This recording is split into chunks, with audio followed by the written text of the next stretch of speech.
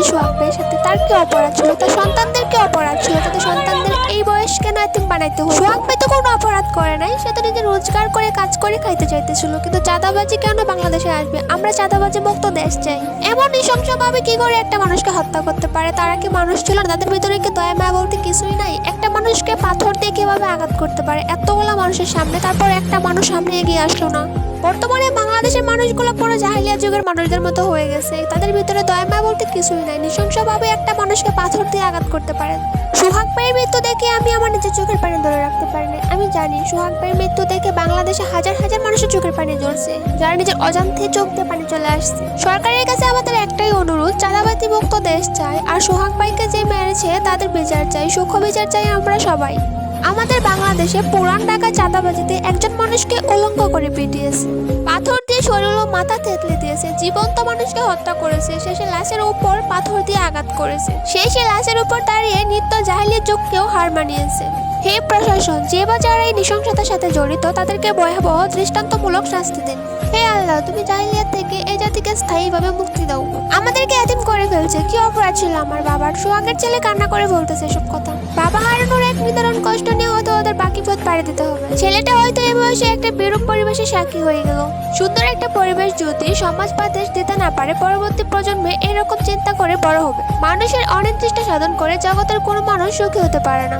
কেউ যদি পরিবার ভালো থাকতে এমন কাজ করে, তাও বোঝা উচিত তার এমন কাজের দায় অন্তত পরকালে পরিবারের কোনো সদস্য বহন করবে না। অতঃপর যাদের জন্য বা যার জন্য এমন কাজ করছে, এই দুনিয়ার সামান্য সুখের আশায় তার আলোর পথে থাকুক। নিজের জীবনের প্রতি প্রেম দেখা। আমি এমন অনেক মানুষকে চিনি যারা রাস্তার মধ্যে বিনা কারণে একটা পিঁপড়াকেও মারতে চায় না। আবার এমন মানুষকেও দেখেছি যাদের মৃত্যু নিশ্চিত হয়ে গেছে, সেটা যেন অন্য মানুষের উপর আক্রমণ করে গেছে। কিন্তু একদিন সবাইকে মরতে হবে, কেউ আগে কেউ পরে। এই দুনিয়াতে কেউ কাউকে মেরে সুখী হতে পারে না, তাই অন্যের দোষ না খুঁজে নিজেরটা খুঁজেন। এখন এই নিষ্পাপ শিশুকে কে জবাব দেবে? নিষ্ঠুর সমাজ। তাদের ভবিষ্যতের কি হবে? আমাদের এই বাংলাদেশ নাকি প্রাচীন প্রস্তর যুগে চলে গেছে। বাবার কবরের পাশে এসে দুই ছেলেমেয়ে ডাকতেছে, বাবা উঠো, বাবা উঠো।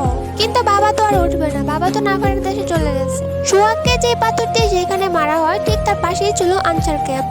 যেহেতু সেই সময় আনসার ক্যাম্পেরা কাঠের চশমা পরেছিলেন, তাই ক্যাম্পের আনসারদের জন্য শিক্ষার্থীরা শাড়ি আর ছুটি উপহার হিসেবে নিয়ে এসেছে। প্রধান উপদেষ্টা, আপনার কাছে বাংলাদেশের মানুষের একটাই দাবি, এই বাড়িটিকে যারা হত্যা করেছে তাদেরকে আপনি তাকে যেই জায়গায় পাথর মেরেছে সেই জায়গায় নিয়ে এসে এই পাথরটি দিয়ে আঘাত করে তাদেরকে পৃথিবী থেকে সরিয়ে দেওয়া হোক। বাংলাদেশে আর কোনো মানুষ যেন এরকম জঘন্য কাজ করতে সাহস না পায়। সরকারের কাছে আমাদের একটাই দাবি, আমাদের দাবি মানা হোক। সোহাগ ভাইয়ের মাসুম চেহারাটা আজও চোখে ভাসে। তার পাথরের আঘাতে জীবন গেল, আল্লাহ তাআলার কাছে তার শাহাদাত মর্যাদা অক্ষত। আল্লাহ, তুমি তাকে জান্নাতের সুমহান স্থান দান করো, যেখানে কোনো কষ্ট নেই, নেই চাঁদাবাজি, শুধু আছে শান্তি আর আলো। মাসুম ভাইকে পাথর দিয়ে আঘাত করে মেরেছে এরা হচ্ছে এই দুজন। যারা এদের ফাঁসি চান এবং সূক্ষ্ম বিচার চান, তারা কমেন্ট করে জানাবেন। এই ঘটনায় প্রমাণ করে দিল আমাদের আগামী বাংলাদেশের ভবিষ্যৎ। লাভ নাই কোনো চিৎকার চেঁচামেচি করে, দেশ এভাবেই চলছে, এভাবেই চলবে। দেশে যদি ন্যায় বিচার থাকতো তাহলে কেউ কাউকে খুন করার সাহস পেত না। এটাই হচ্ছে আমাদের বাংলাদেশ।